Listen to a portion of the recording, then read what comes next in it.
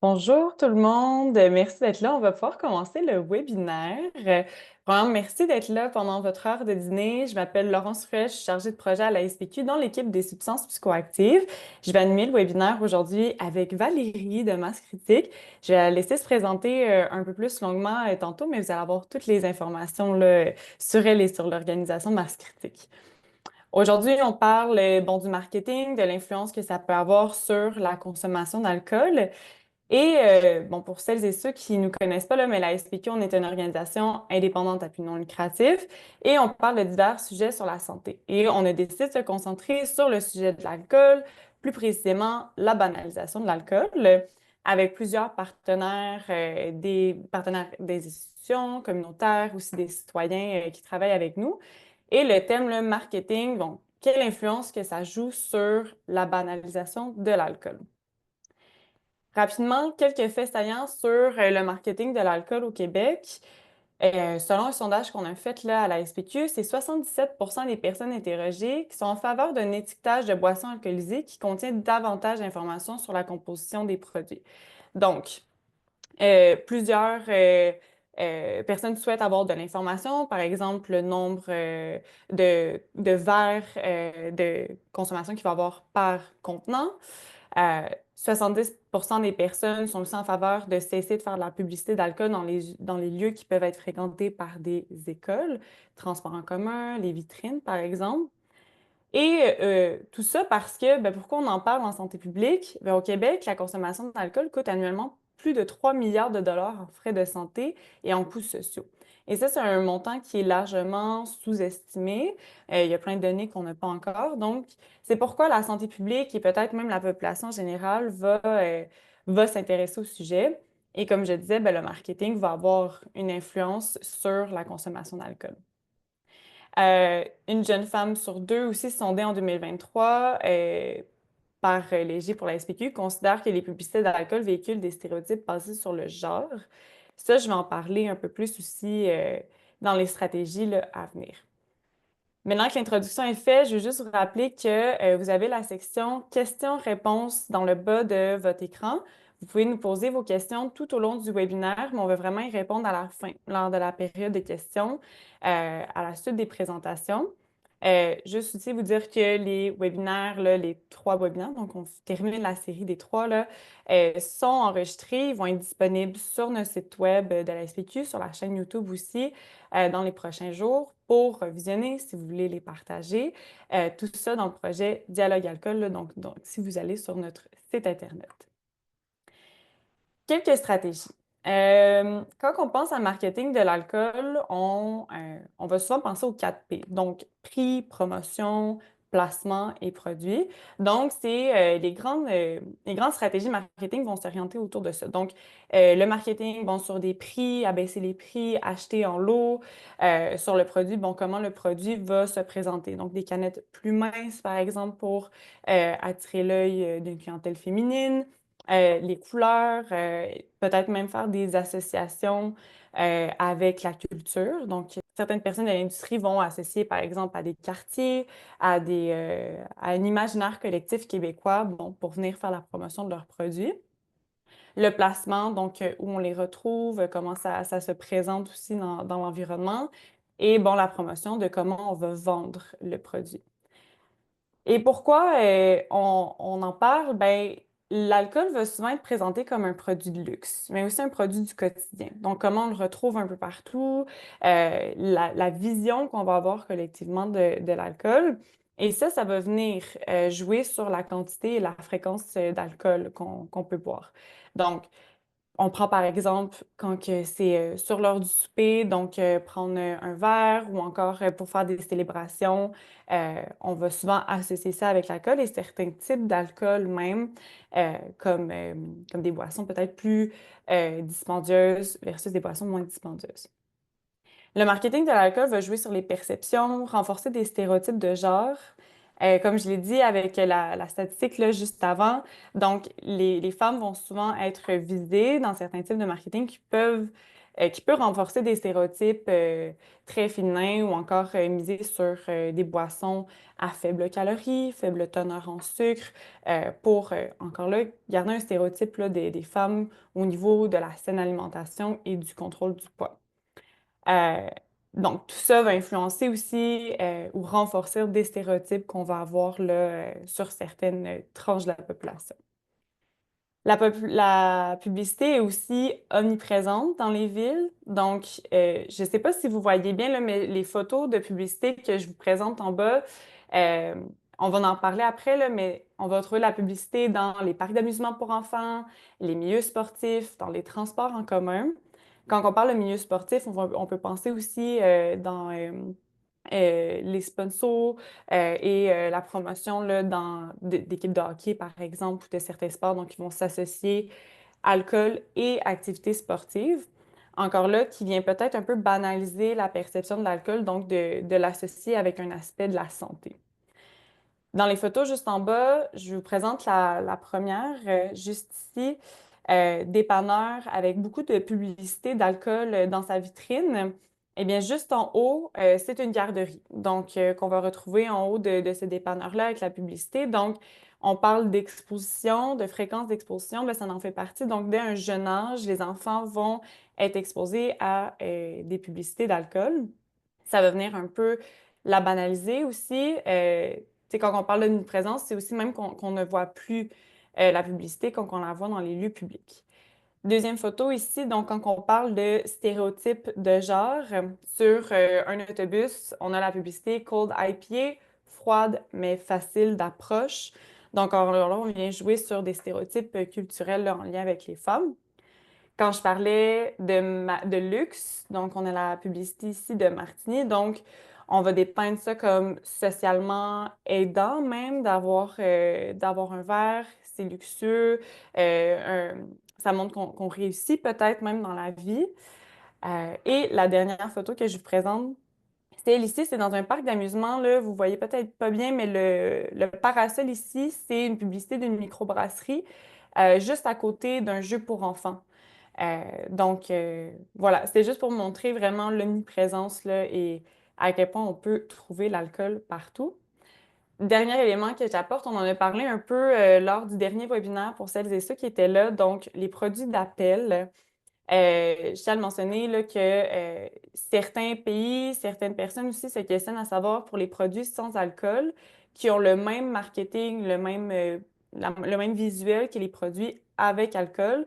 Ce ne serait pas un produit d'appel donc qui mènerait éventuellement à une consommation chez les jeunes. Donc, ce qu'on voit, c'est que les jeunes reconnaissent facilement en fait les compagnies d'alcool et ça à un très bas âge.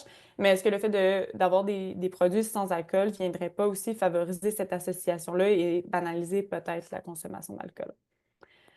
Donc, si je fais un petit résumé, euh, bon, en quoi le marketing contribue à la banalisation? Ben, c'est l'exposition constante, c'est une saturation aussi, donc on le voit même plus tellement on est habitué de le voir. Et je vais juste parler d'une étude là, qui a été faite en Suisse qui suivait les chemins de vie d'un jeune du secondaire, donc autant numérique qu'en présentiel. Et en une journée, ce qu'ils ont déterminé, c'est que les jeunes sont exposés aux 5 minutes à une publicité d'alcool. Donc, que ce soit en allant prendre l'autobus, ils vont voir une publicité sur leur téléphone.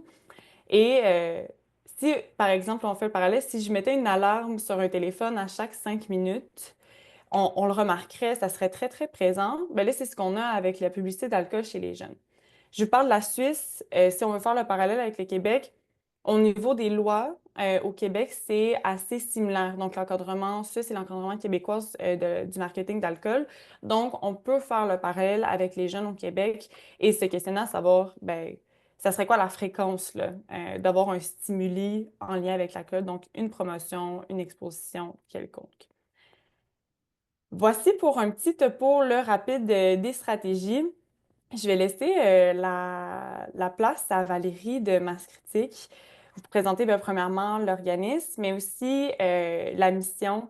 Euh, Parce qu'on tient à dire aussi que le but, c'est pas d'être contre l'industrie de l'alcool, mais vraiment juste revoir un peu les pratiques et comment on peut peut-être atténuer, par exemple, certains stéréotypes ou même la fréquence là, que les jeunes vont voir des publicités d'alcool. Valérie, je te laisse faire ta Merci présentation. Laurence. Bonjour à toutes et à tous. Merci beaucoup de nous avoir. Donc, mon nom est Valérie Védrine. Je suis la fondatrice de Masse Critique. Donc, vous expliquer un petit peu Masse Critique. Masse Critique est un organisme à but non lucratif.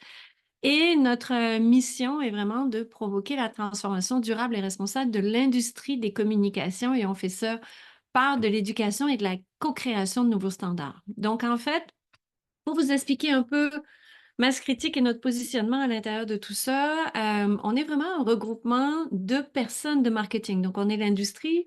C'est ce que Laurence disait. Notre idée, c'est pas d'être contre l'industrie. Moi, personnellement, j'ai travaillé pendant plus de 25 ans comme vice-présidente marketing et e-commerce, beaucoup dans le commerce de détail, beaucoup dans le monde de la mode, malgré que mon premier emploi, en fait, au Québec a été dans l'industrie de l'alcool. Donc, je ne donne de leçons à personne. Ça, c'est ce qui est vraiment important de savoir. Mais en fait, on s'est créé parce que au fur et à mesure de l'évolution de nos carrières, donc on a été, je pense qu'on est beaucoup de marketeurs dans cette solution, dans cette situation-là. Je pense qu'on devient de plus en plus conscient, en fait, de l'impact du marketing, exactement comme Laurence le disait, dans la société et dans l'environnement au sens large. Et en fait, le marketing a vraiment une très grande responsabilité dans la création de nos imaginaires collectifs. Et personnellement, il y a donc 2 ans et demi, presque 3 ans, j'ai quitté mon emploi parce que j'avais du mal, j'étais vraiment en dissonance cognitive. J'avais du mal à vivre avec mon engagement social, environnemental et le métier que je faisais au quotidien. Donc, j'ai lancé un petit peu un appel à mon réseau et c'est là que j'ai eu vraiment des dizaines et des dizaines d'appels en disant, ben oui, moi aussi, je sens qu'il y a quelque chose à faire. Donc, on s'est regroupés. Donc, Masse Critique, c'est vraiment le regroupement de gens de l'industrie. Nous, on s'adresse autant aux agences de publicité qu'aux gens de marketing en entreprise, qu'aux médias, aux agences de production médias, donc vraiment l'ensemble de l'écosystème. Et notre vision, c'est vraiment de devenir des agents de changement pour positionner Montréal et le Québec comme vraiment des leaders de pratiques et de communication durable et responsable. Alors, maintenant que j'ai dit ça, qu'est-ce que c'est que du marketing durable? Le marketing durable, donc, notre définition, c'est que c'est un marketing qui crée une valeur combinée et systématique. Ces deux mots-là sont vraiment importants, combinée et systématique, pour l'entreprise, pour le consommateur, puis on devrait même le changer pour dire pour le citoyen et pour l'environnement. Donc, qu'est-ce que ça veut dire? Ça veut dire qu'aujourd'hui, quand on crée du marketing en 2025, on ne devrait plus ne regarder que l'impact qu'on a sur l'entreprise. Parce que de manière traditionnelle, marketeur, puis encore une fois, je donne de leçons à personne parce que je suis vraiment un pur produit de cette industrie-là. On a appris à faire du marketing comme Mad Men le faisait là, après-guerre. OK? Donc, on est devenu très, très bon à, en fait, prendre un petit point de différenciation, à le mettre à travers un miroir grossissant et à faire en sorte que finalement, grâce à ce marketing, ben, l'entreprise décuple ses ventes et on vend de plus en plus, on convainc de plus en plus. Et en passant, on prend quelque part de marché aux compétiteurs. OK? Donc, ça c'est comme ça qu'on a appris à faire du marketing. Or, aujourd'hui, il faut aussi qu'on regarde quel va être notre impact, donc un impact logiquement favorable sur le citoyen et sur l'environnement. Puis c'est important de dire combiné et systématique parce qu'on ne peut pas faire du marketing une fois qui va être bon pour l'entreprise, puis après on fait quelques allégations environnementales, donc on dit que c'est bon pour l'environnement, puis des fois on pense à l'impact social de notre marketing. L'idée, c'est vraiment dans chacune de nos actions d'avoir une valeur combinée et systématique. Et plusieurs choses qui sont liées avec ça, c'est d'une part, il faut définitivement qu'on aille au-delà de la loi, et c'est important. Et d'autre part, que ça, c'est la réalité. Nous, on aime à dire que le marketing sera responsable ou ne sera pas. Fait que là, peut-être que derrière vos écrans, vous êtes en train de vous dire, non, mais d'accord, OK, ça, ce sont des gens bien intentionnés, mais où est la réalité? En fait, on n'a pas le choix d'adopter cette démarche-là. Pourquoi? Mais parce que la pression vient de toutes parts. Donc oui, il y a des pressions réglementaires, évidemment, Mais l'impact et la pression vient aussi de nos talents. Moi, j'ai la chance de faire beaucoup de conférences en agence de publicité ou auprès de certains médias. Et on a beaucoup de talents qui viennent nous voir et qui viennent dire, ben, nous, on veut plus travailler sur des comptes qui sont mauvais pour la santé ou qui, justement, des entreprises d'alcool ou des entreprises pétrolières. Donc, il y a une vraie pression qui vient au niveau des talents. Quand je vais à l'université, aussi, des fois, ben, il y a beaucoup de jeunes qui commencent à se dire, ben, je suis pas sûre que je veux faire du marketing. Alors que moi, à l'époque, le marketing, c'était la créativité. Il y avait quelque chose de glamour avec ça. Donc, il y a de plus en plus de pression, en fait, pour les entreprises et pour l'industrie du marketing au sens large, en fait, d'adopter des bonnes pratiques pour avoir les meilleurs talents parce on est une industrie de talent, d'abord et avant tout, de création. Donc, si on n'a pas de gens qui viennent travailler dans notre industrie ou dans nos entreprises faire du marketing, ben, on n'y arrivera pas. Évidemment, beaucoup de pression après au niveau des investisseurs, au niveau des consommateurs, évidemment, de plus en plus de consommateurs, on le sait, sont très équipés et comprennent ce que c'est qu'un marketing durable et responsable. Donc, ils vont faire le choix pour certaines entreprises ou pour d'autres. Au-delà de, évidemment, il faut faire du marketing pour faire les bonnes choses. Ça, c'est clair. Donc, maintenant qu'on comprend que c'est vraiment important de le faire et qu'on n'a pas le choix, que le marketing sera responsable ou ne sera pas, ça veut dire quoi? Donc, très, très rapidement, puis en fait, ça, c'est des formations qui existent là, de notre côté qui durent des heures, mais vraiment sommet de l'iceberg, là. Le marketing durable et responsable, en fait, c'est quoi? C'est un marketing qui se base sur la norme ISO 26000, qui est peut-être une norme que vous connaissez déjà, qui est dans le fond la norme sur la responsabilité sociale des entreprises. Cette norme-là a tout un aspect qui implique le champ de responsabilité des communicants. Donc ça, c'est trois grands blocs, en fait. C'est le quoi, donc le message, le comment, donc la production et la diffusion, et en fait, qu'est-ce qui se passe dans l'organisation. Donc le quoi. Donc si on regarde le message, bien évidemment, ce qui est important de comprendre, c'est que nous, comme communicants, on fait face à nos biais culturels, à tout, en fait, ce qui nous forme, là, tout, là où on est né, ce qu'on a appris. Donc. Mais ces biais-là n'ont pas juste un impact sur une personne en face de nous, c'est que nous, comme communicants, en fait, on parle à des milliers de personnes à chaque jour.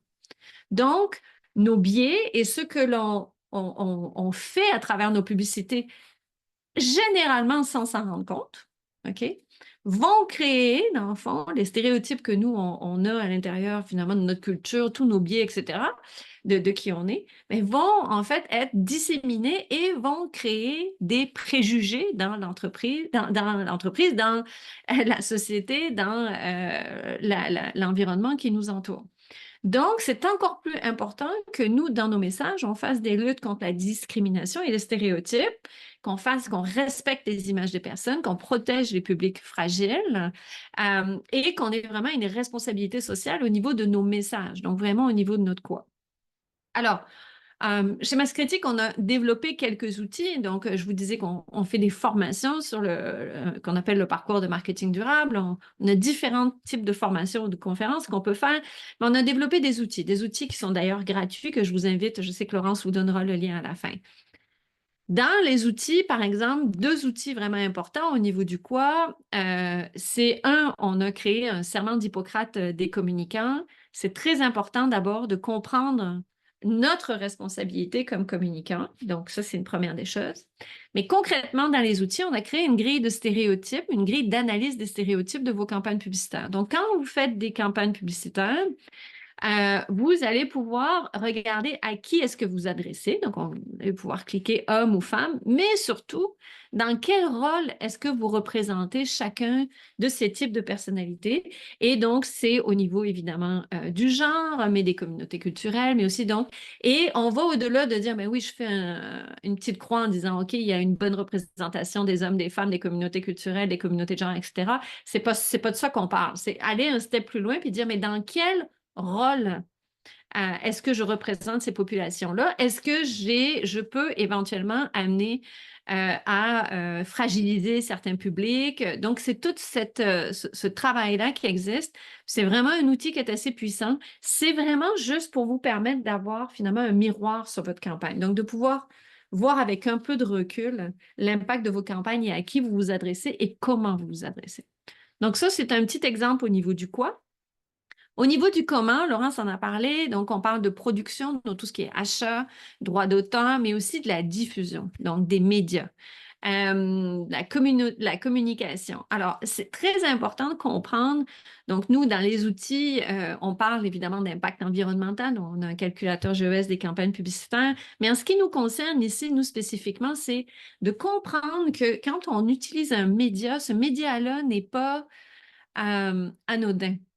Pourquoi est-ce qu'on utilise, comme montrait Laurence, un parasol pour promouvoir notre marque quand on est à côté d'un parc pour enfants ou bon voilà. C'est de comprendre le média qu'on utilise. On dit souvent que le média est le message. Il y a un bon livre là-dessus d'ailleurs, mais c'est très important de comprendre puis d'analyser en fait nos médias et de pas juste essayer, encore une fois, d'aller maximiser le retour sur investissement de notre média, mais vraiment de comprendre dans le perspective du marketing durable, quel est mon impact systématique et combiné, oui, sur l'entreprise, mais aussi sur le citoyen et sur l'environnement. D'accord? Donc, message, production, diffusion, donc le quoi, le comment. Et évidemment, le dernier bloc, c'est l'organisation. C'est-à-dire que faire un marketing qui va être complètement débalancé par rapport à ce qui se passe à l'intérieur d'une organisation, mais vous allez tomber dans des cas de pinkwashing, queerwashing, greenwashing, donc toutes sortes de washing, parce que finalement, votre marketing ne va pas être en alignement avec qui vous êtes et comment vous le faites vivre.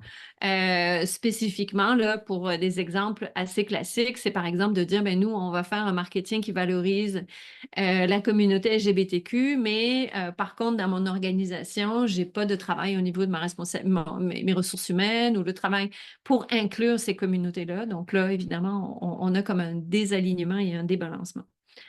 Bref, tout ça pour dire, je pourrais vraiment vous en parler pendant des heures, puis on veut laisser le temps aux questions, mais tout ça pour dire que le marketing n'est pas anodin. Que c'est important de comprendre qu'on a une grosse responsabilité sur nos épaules quand on communique parce qu'on a un impact sur la société et sur les imaginaires collectifs. Et peut-être pour clore tout ça, je vous dirais que dans la situation qui nous concerne, si vous faites des communications puis des messages qui s'adressent à certaines populations, créez un comité de parties prenantes. Donc, un comité qui va vous permettre de discuter avec les populations qui vont être impactées puis touchées par votre marketing de manière à éviter vos angles morts. Parce que c'est vraiment de ça qu'on parle. Souvent, quand on est communicant, on pense qu'on a la vérité absolue. On l'a pas. Grande nouvelle aujourd'hui. Donc, essayez de vous entourer de gens qui vont vous montrer vos angles morts et vous montrer votre communication différemment. Merci beaucoup, Valérie. C'est super intéressant. Je pense qu'on peut faire le parallèle aussi dans plein de domaines en santé. J'adore les conseils que tu donnes. C'est important, je pense, de montrer des pistes de solutions, comment on peut mieux faire et non juste de parler des enjeux qu'on voit en ce moment. Je vous laisse écrire vos questions dans le bas de votre écran, là, dans la section Q et R, pour qu'on puisse y répondre avec Valérie. Je vous laisse aussi, bon, les outils que de la SPQ on a fait, mais aussi masse critique à propos du marketing.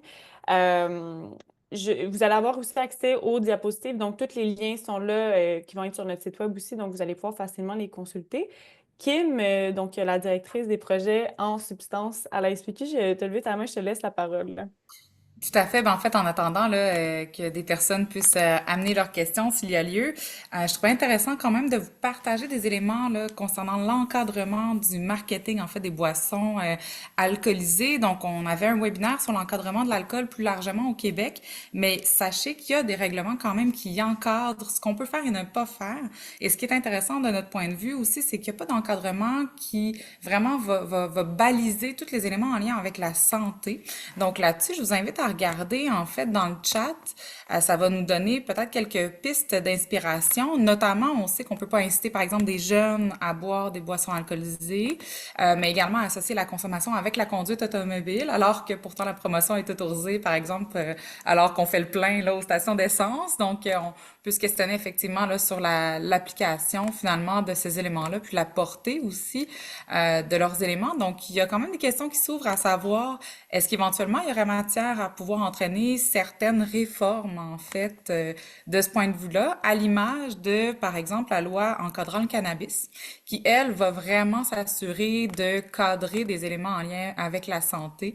Donc, pour justement s'assurer qu'on évite de vendre, de faire la promotion, finalement, d'une substance qui pourrait avoir des impacts importants sur la santé. Alors bref, je trouve que c'est des belles réflexions à pouvoir partager et je laisse la place ouverte aux personnes. Si vous avez des questions justement pour Masse Critique avec Valérie ou Laurence, on va attendre une petite minute pour voir s'il y a certains éléments là qui sont à éclaircir de notre côté. Sinon, je vais aussi vous laisser nos contacts juste après. Donc, si vous avez des questions pour nous, l'équipe de Substance, si vous voulez discuter avec nous des priorités que vous avez en ce moment, je vais aussi avoir le contact de Valérie si vous avez plus de questions au niveau marketing, piste de solutions, euh, et avec les outils aussi, là, tout ça va être disponible.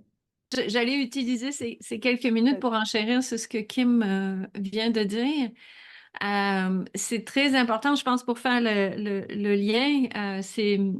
C'est qu'en fait, il faut comprendre que le marketing, comme il existe depuis l'après-guerre, finalement, n'a plus sa raison d'être dans la société dans laquelle on vit aujourd'hui et que c'est pas juste des ONG comme la SPQ ou des environnementalistes bobos un peu qui le veulent, c'est vraiment de plus en plus une demande même des consommateurs, des investisseurs et des talents. Donc, c'est vraiment important de ne pas faire juste le strict, le minimum nécessaire, mais vraiment d'aller plus loin.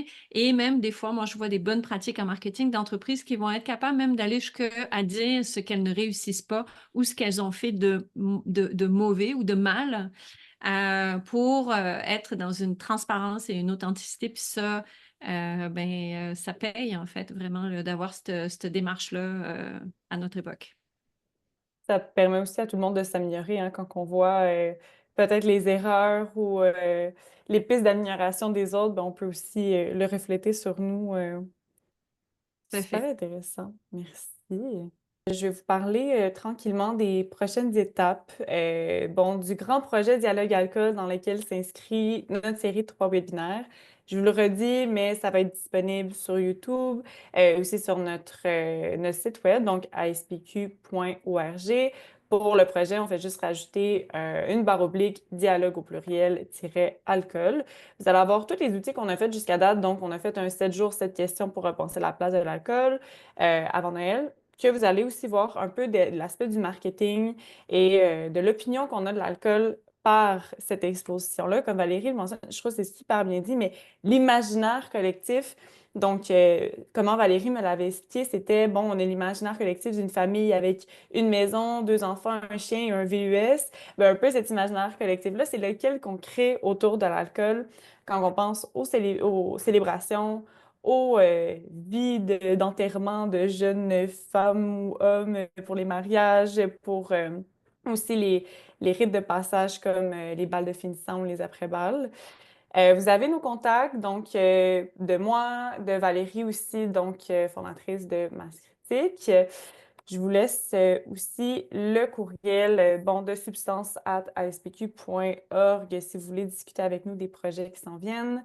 Il nous reste une petite minute, mais on a aussi à venir, si vous voulez nous suivre sur nos réseaux, dont LinkedIn, Facebook, on a aussi un grand état des lieux sur la banalisation de l'alcool qui va sortir d'ici la fin de l'hiver, qu'on va présenter un peu les discussions qu'on a eues avec nos partenaires du projet, mais aussi la recherche là, qu'on a eue. J'ai une dernière question. Ben, j'ai une question qui est arrivée. Est-ce qu'il va aussi avoir des études sur les images de consommation d'alcool dans les émissions de TV, comme par exemple à l'émission Tout le monde en parle, de plus en plus de personnages TV consomment dans les séries? Super bonne question, mais oui, les séries télé tout ce qui est de culture populaire, là, ça va jouer un impact. On va en parler, nous, dans l'état des lieux.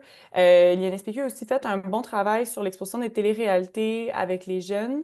Valérie, je ne sais pas si c'est un élément que vous avez abordé avec Masse Critique pour l'instant, puis tu voulais mettre Mais c'est ça de un l'avant. excellent point. Je pense que quand tu parles justement de l'imaginaire collectif, oui, il y a la publicité, mais il y a évidemment le cinéma, il y a les séries, il y a les émissions, et ça reste du marketing en fait dans des émissions comme ça. Donc, définitivement très important de le prendre en compte comme un des outils marketing qu'on utilise.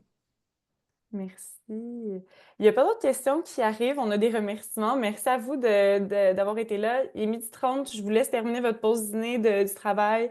Bonne fin de journée. Bon lundi à tout le monde et au plaisir d'entendre parler de vous ou de se revoir dans tout autre contexte. Merci beaucoup, Valérie, d'avoir été là pour le webinaire. Merci à vous et merci à toutes et à tous. Au plaisir. Bonne journée.